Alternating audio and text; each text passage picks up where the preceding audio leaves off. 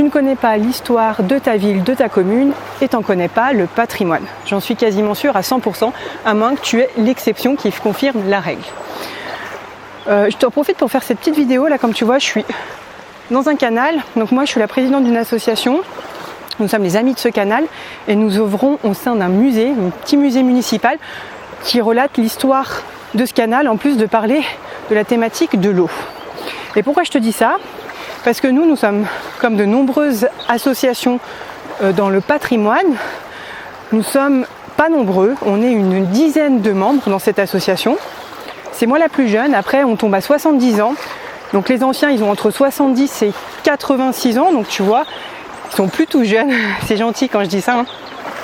Et du coup, ce que je vais relater, c'est un peu ce que subit la plupart des associations sur le patrimoine. Et c'est triste. C'est-à-dire que la plupart des membres de cette association sont des enfants, des petits-enfants, des épouses, de différents artisans qui étaient sur ce canal et qui utilisaient l'eau comme force motrice pour actionner leurs machines et pour actionner des roues. Pourquoi je t'en parle ?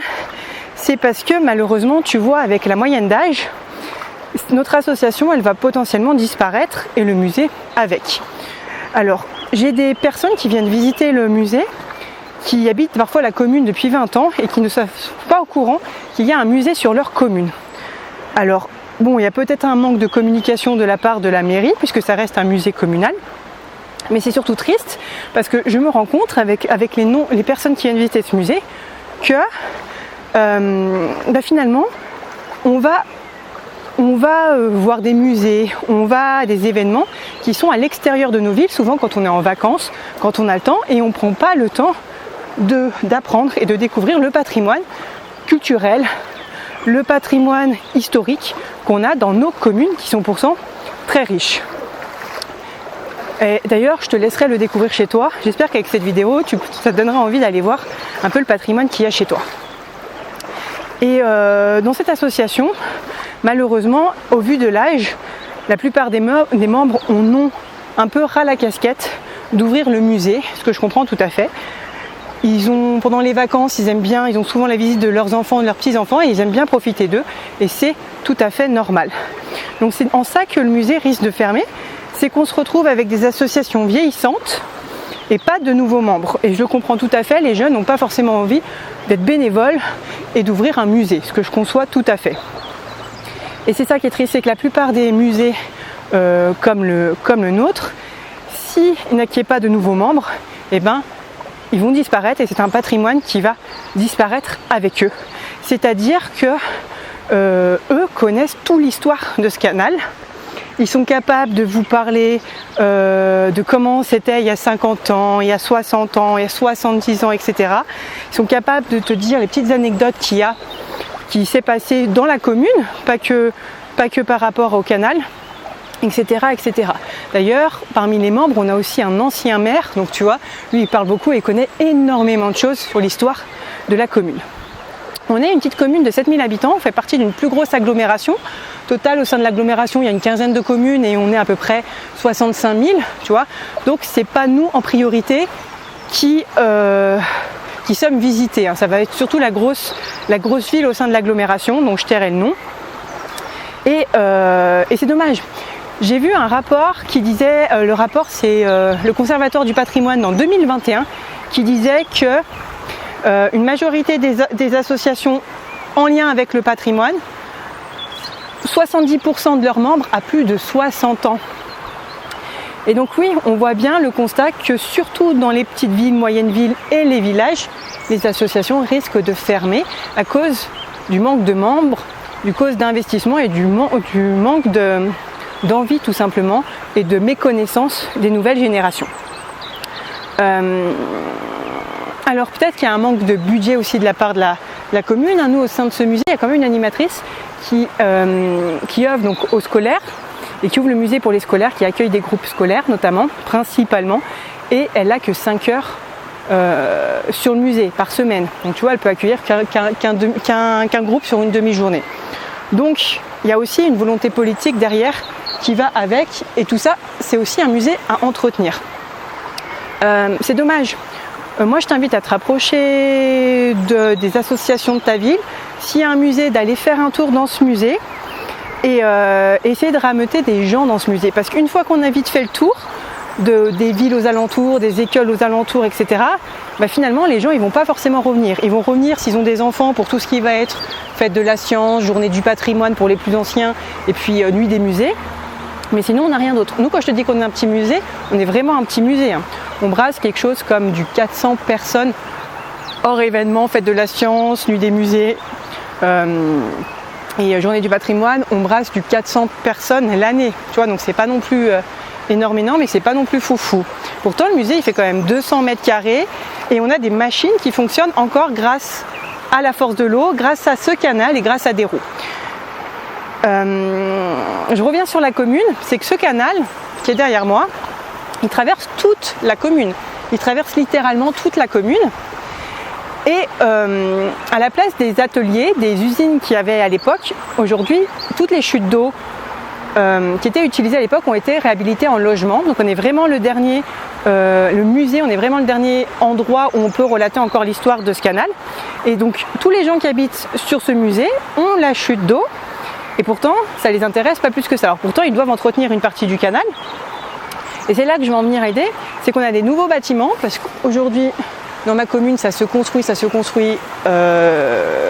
et j'en suis un petit peu écœurée, c'est-à-dire on a des immeubles, il y a des maisons qui disparaissent, une architecture qui disparaît contre une nouvelle architecture que personnellement je trouve pas terrible, avec des immeubles de partout. Et dernièrement, on a eu un nouvel immeuble qui s'est installé à la place d'une ancienne usine. Et il y avait plusieurs logements, on était sur quelque chose comme 45 logements et le canal passe littéralement au cœur de leur propriété.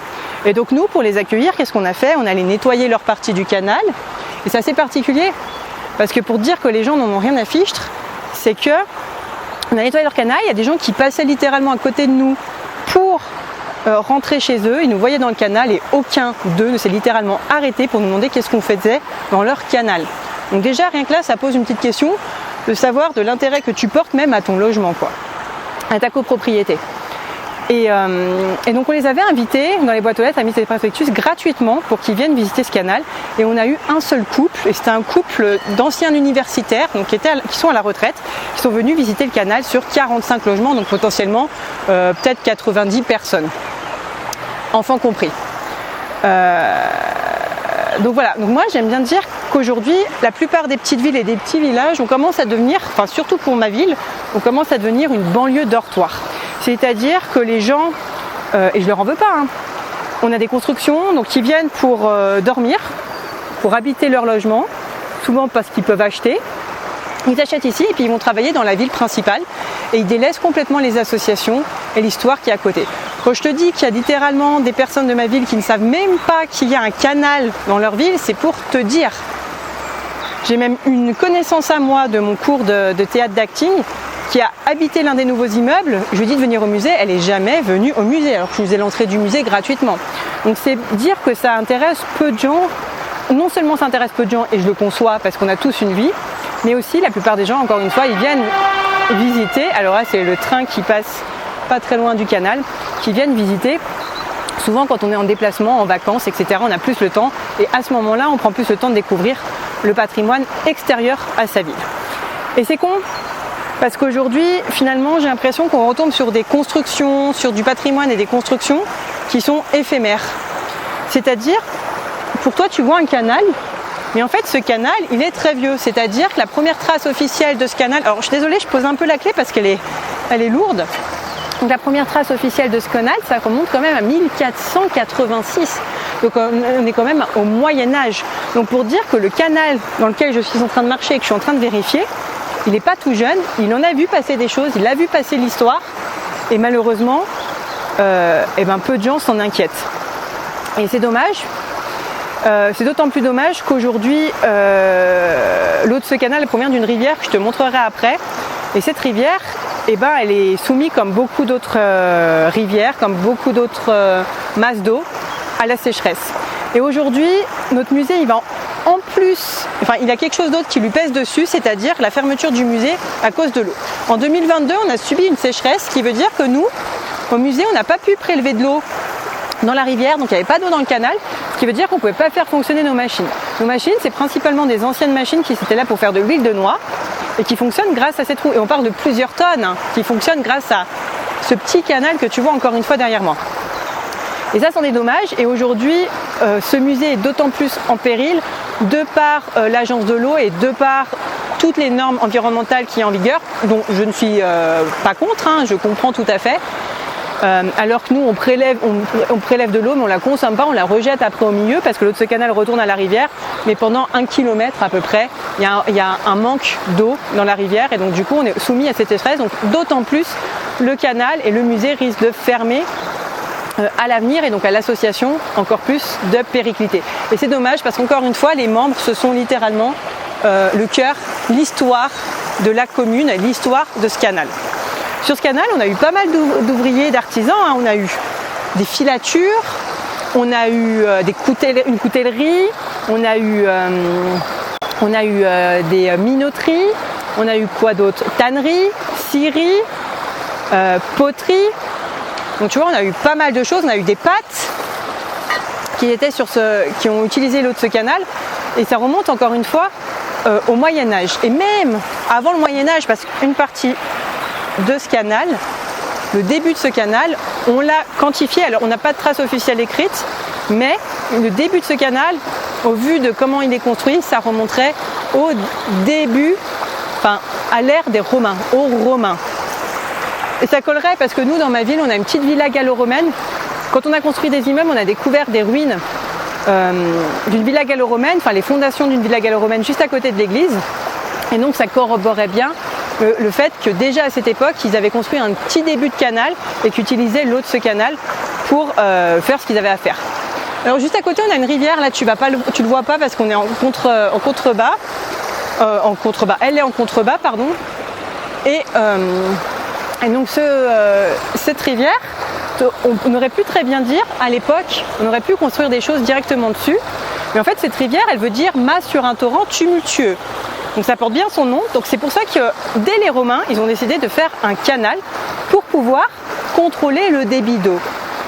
Et c'est pour ça qu'on fait des canaux. Les canaux, c'est soit pour des voies navigables, soit pour contrôler les débits d'eau, pour pouvoir installer des choses dessus. Et donc tu vois, il y a une histoire sur ce canal qui traverse encore une fois toute ma ville et que peu de gens connaissent. Il y a aussi certainement un manque de moyens. Je pense qu'il doit y avoir une grosse différence entre les associations culturelles, patrimoine dans les grandes villes qui eux doivent brasser du monde, doivent peut-être avoir plus de subventions que nous, et nous, petites communes, petites collectivités, petits villages, brassons moins de monde et avons peut-être pas moins de subventions. Et c'est dommage, encore une fois. J'arrête pas de me répéter, j'espère que ça ne te dérange pas. Ce que je vais faire et ce que je voulais dire, c'est que moi j'adore l'histoire, surtout l'histoire liée à l'eau. J'adore le fonctionnement mécanique des machines. Alors attends, je vais essayer d'avancer, mais là il y a un tout petit seuil. Donc, je vais essayer de ne pas glisser surtout.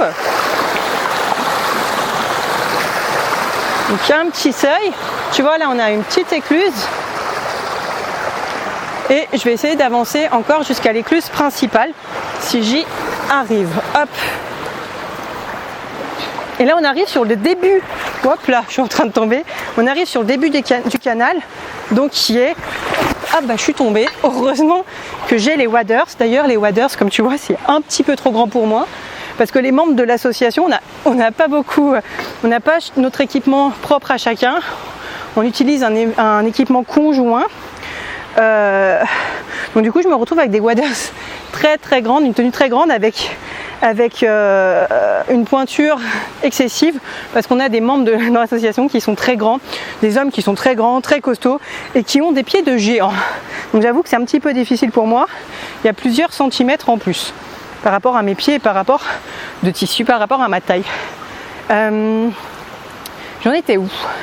Moi je sais même plus où j'en étais. Et oui, donc on va arriver à l'écluse principale, la première écluse. Donc celle-ci on la touche pas, c'est-à-dire qu'elle est difficile d'accès et on évite de la toucher Moi j'y vais parce que ça me permet de regarder un petit peu le canal, comment il est, etc. etc. Tu verras, on a de la chance, c'est-à-dire que ce canal il risque aussi de s'effondrer.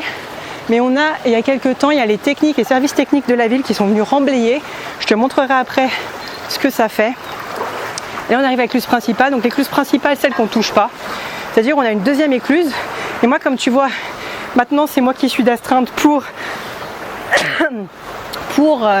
la clé. C'est-à-dire que quand il va pleuvoir, quand les services techniques ne sont pas au courant qu'il va pleuvoir, si en pleine nuit ou si le soir il commence vraiment à pleuvoir, eh ben je viens et on m'a passé le flambeau, je viens et je cours pour ouvrir les vannes pour que l'eau soit déviée et pour éviter que le canal déborde et vienne inonder les logements. Alors là tu vois c'est l'écluse principale, donc tu vois les vieilles, il y a des trous dedans, je sais pas si tu les vois là les trous. Hop, je filme avec une GoPro donc j'ai pas de retour donc je t'avoue que je sais pas comment je filme. Mais on voit qu'il y a des trous et si je lève un peu, on voit par-dessus la rivière. Donc on va voir qu'elle va être en contrebas. Je vais essayer de remonter un petit peu. Et donc moi j'adore ce patrimoine historique, j'adore l'eau et j'adore la mécanique. Donc ça veut dire que moi, globalement, j'adorerais avoir des usines qui s'inspirent de la nature, qu'on appelle qui s'inspirent du biomimétisme, qui font du biomimétisme, c'est-à-dire qu'on s'inspire littéralement, j'y arrive pas en tenant les deux, j'ai pas d'appui, littéralement de la nature pour aller concevoir des choses, pour aller créer des entreprises nouvelles. On a souvent des retours de personnes sur l'association et sur le musée qui disent « Waouh, ces machines qui fonctionnent avec l'énergie naturelle, sans électricité, juste avec de l'eau, c'est fascinant, on pourra revenir à ça. » Alors, à chaque fois je dis oui et non. Oui, c'est fascinant, ça c'est sûr. Oui, on pourrait revenir à ça, mais ça suppose une autre consommation. Parce qu'il ne faut pas se le dire, l'électricité a permis à ces usines et ces ateliers de grossir, migrer sur la ville principale et donc de se développer. Qu'on se le dise. Donc revouloir une industrie qui utilise des machines mécaniques qu'il faut entretenir, etc., ça demande du temps. Et ça demande de revoir sa consommation. Mais après, moi, je ne suis pas contre le temps. Je trouve qu'il faut prendre un petit peu plus le temps. Voilà. Alors, attends, je retourne sur le passage qui est un peu compliqué. Et en plus, il y a de la mousse de partout. Et on y va.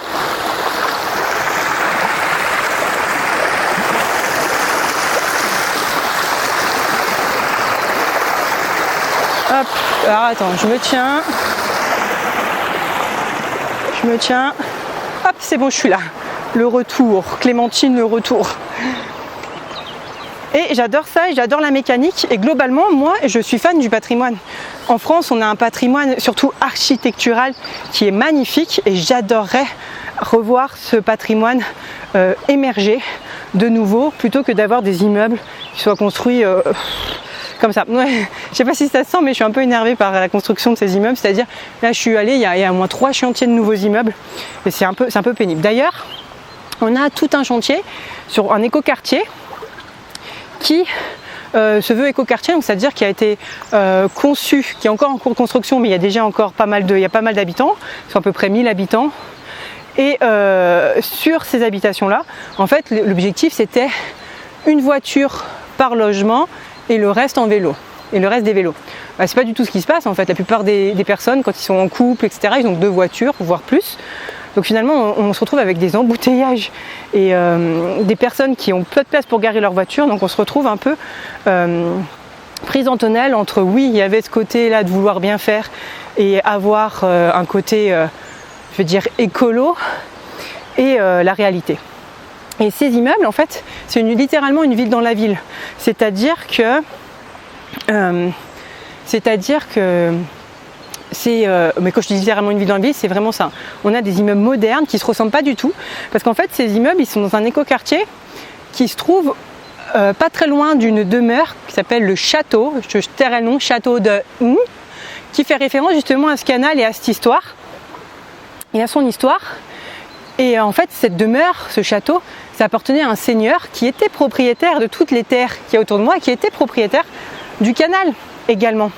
Et donc la mairie a récupéré les terrains, parce qu'à la suite de la mort du propriétaire, et le propriétaire avait émis une contrainte, une condition, qui était de laisser un périmètre autour de la demeure, autour du château, et de ne pas vendre ce périmètre-là, de ne pas vendre dans ce périmètre-là.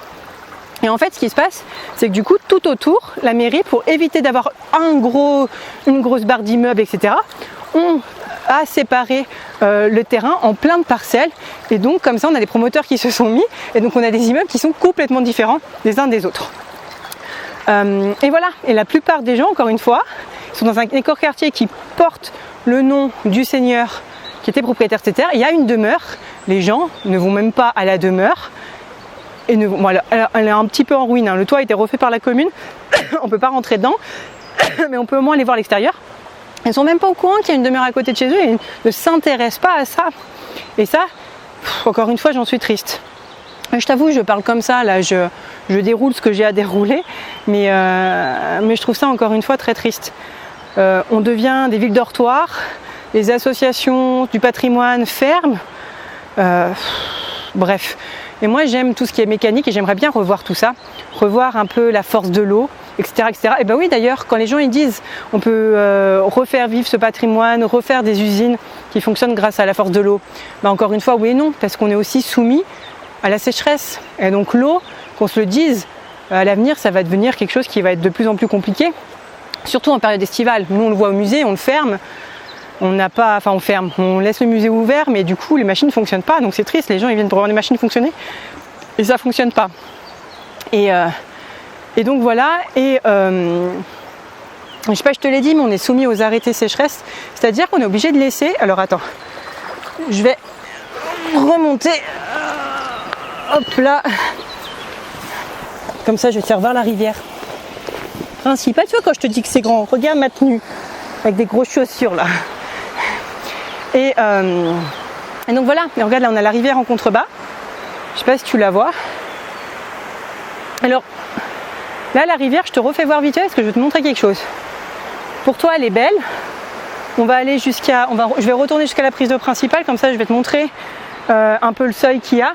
Pour toi cette rivière c'est une rivière certainement classique comme on voit tous. En réalité cette rivière elle est en mauvais état. En mauvais état physique, hein. Je ne parle pas biologique, chimique, je parle physique. Comme la plupart des cours d'eau et des rivières en France, hein, les rivières qu'on apprend à dessiner à l'école, c'est pas du tout comme ça à quoi naturellement une rivière ressemble. Je t'en parlerai très certainement dans une autre vidéo, parce que la plupart de nos rivières sont en très très mauvais état physique. Regarde-moi ça. Enfin bref, ça se voit. Et donc revoir la mécanique, moi j'adorerais ça et réutiliser. C'est pour ça que j'aimerais bien faire des ateliers un petit peu plus sur l'eau et sur la force de l'eau à titre personnel pour Station Gaïa. Et je pense même, pourquoi pas, à l'avenir faire également, pourquoi pas, des vidéos sur le patrimoine dans d'autres communes, dans d'autres collectivités, toujours en lien avec la thématique de l'eau, mais pour aller chercher un peu ce patrimoine historique et éviter qu'ils se perdent, quoi. Aller interviewer les anciens, etc., etc. J'aime bien dire etc. dans mes vidéos, je ne sais pas pourquoi. Faudrait que j'apprenne à mieux communiquer, à mieux parler, à mieux m'exprimer. Donc là je t'ai parlé de quoi? De la fermeture, de ma crainte de la fermeture de l'association, de la fermeture potentielle du musée, des associations qui sont vieillissantes dans le patrimoine.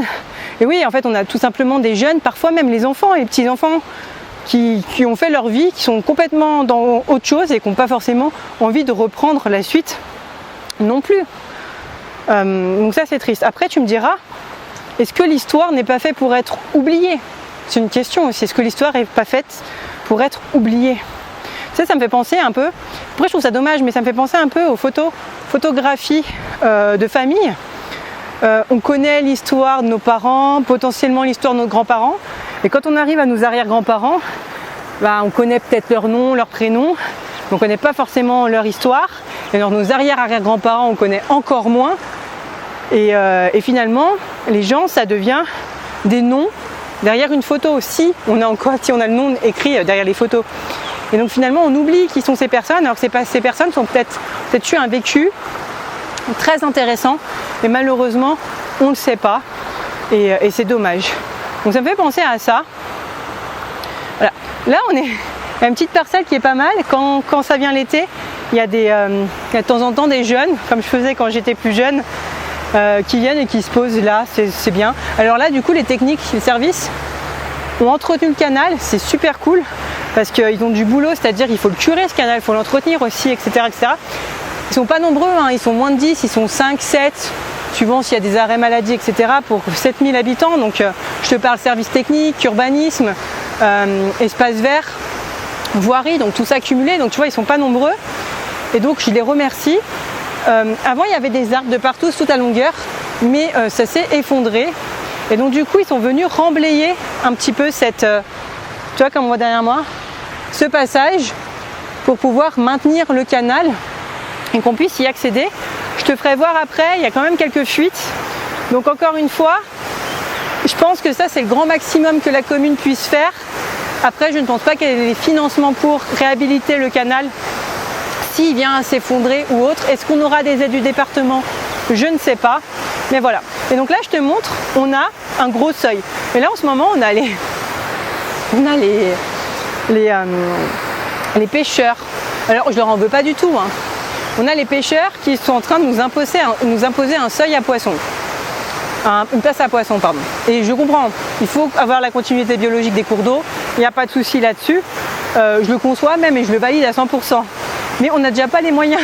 Donc il faut voir qui prend en compte. Est-ce qu'il y a une grosse partie qui est prise par la fédération de pêche? Est-ce que l'agglomération va payer? Est-ce que c'est le département? Est-ce que c'est la commune qui va payer? Je ne sais pas. Mais en tout cas, c'est vrai que ce seuil est important. Et donc là, les truites, les poissons de manière générale ne remontent pas, hein. Clairement, ils ne vont pas arriver à remonter. Ce qui est assez fou, parce que moi, quand j'étais jeune, au niveau de la prise d'eau, là, la première prise d'eau, il y avait des truites justement qui venaient. Et donc c'était facile de les pêcher. Et maintenant, il n'y a plus trop. Mais voilà, là, je te montre le gros seuil.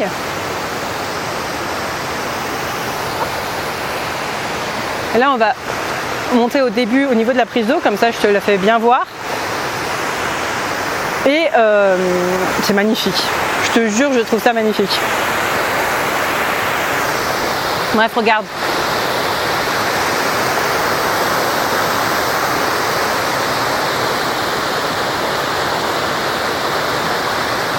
T'as vu si c'est pas beau ça? C'est beau, hein? Donc là je suis sur un truc qui fait même pas 1 mètre de diamètre, enfin de distance, donc je fais gaffe où je mets les pieds.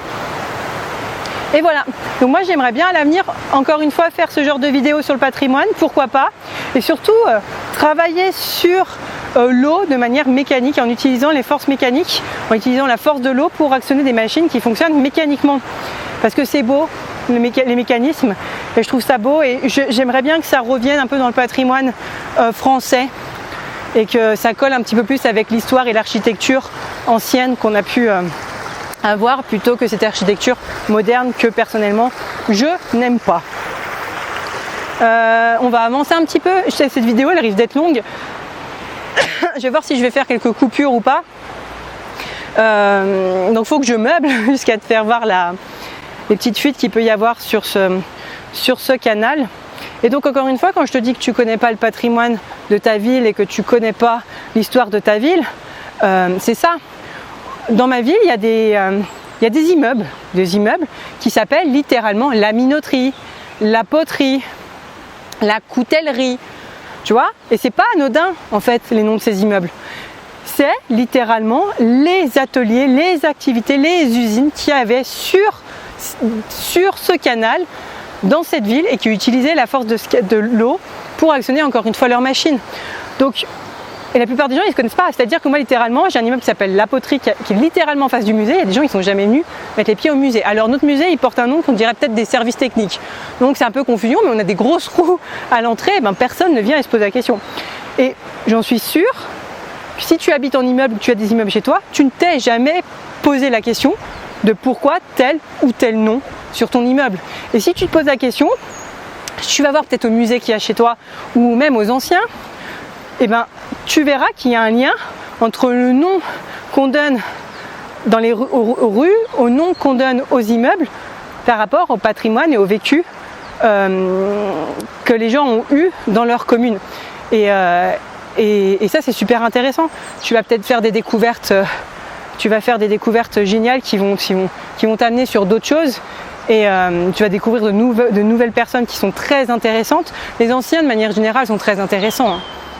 Parce qu'ils ont des choses à raconter, ils ont vécu des choses, etc. Et ce serait bien qu'on en garde une trace, qu'on fasse des vidéos et qu'on parle un peu justement de leur vécu et tout ça pour avoir une trace. Parce que malheureusement, encore une fois, quand ils vont décéder, quand ils vont mourir, il restera plus grand chose à part des photos.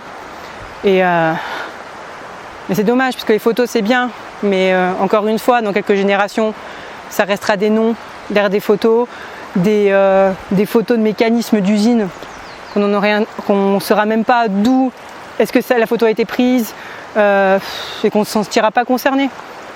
Donc voilà, mais ce serait bien qu'on fasse ce genre de choses. Je pense que je ferais ça, j'enregistrerais des vidéos où j'interrogerais comme ça les anciens pour avoir un peu leur histoire. Donc tu vois, on est vraiment bien. Alors, il y a des propriétés juste à côté. Hein. Faut entretenir tout ça. D'ailleurs, tu vois, il y a un arbre qui est tombé là. Et là, on arrive justement, encore une fois, ça a été remblayé.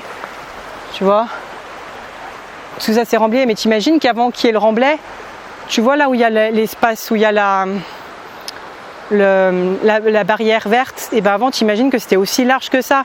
Donc je suis plutôt contente en vrai que les services techniques aient remblayé cette partie là, mais on voit qu'il y a plein d'arbres qui ont disparu quoi.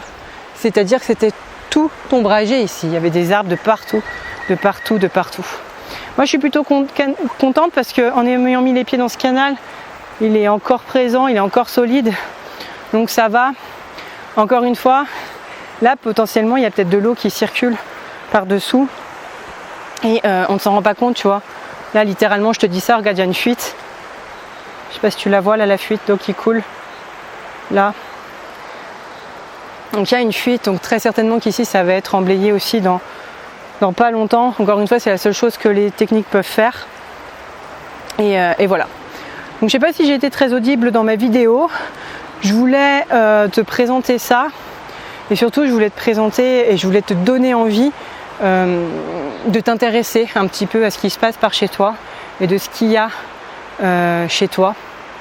Très sincèrement, c'est beau, c'est l'histoire.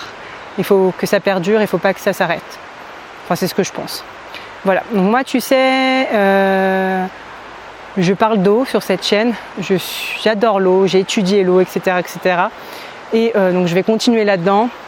Donc voilà, donc si l'eau c'est quelque chose qui t'intéresse, abonne-toi à cette chaîne, n'hésite pas à commenter et n'hésite pas à me dire également où tu habites et le patrimoine qu'on peut trouver chez toi. Surtout s'il y a un patrimoine en lien avec l'eau, moi ça m'intéresse. Je réponds pas forcément en commentaire mais je les lis. Donc ça m'intéresserait pour pourquoi pas venir un jour faire une petite vidéo dans ta commune et relater l'histoire et le patrimoine encore une fois de ta commune.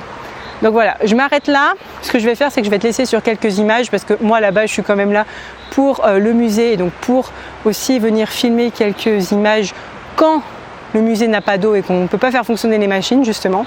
Donc je vais te laisser sur quelques images des prises d'eau et de la roue. Je te dis à la prochaine, on est le lundi 7 avril, il me semble, je suis pas sûre, lundi 7 avril 2025 et je te dis à la prochaine.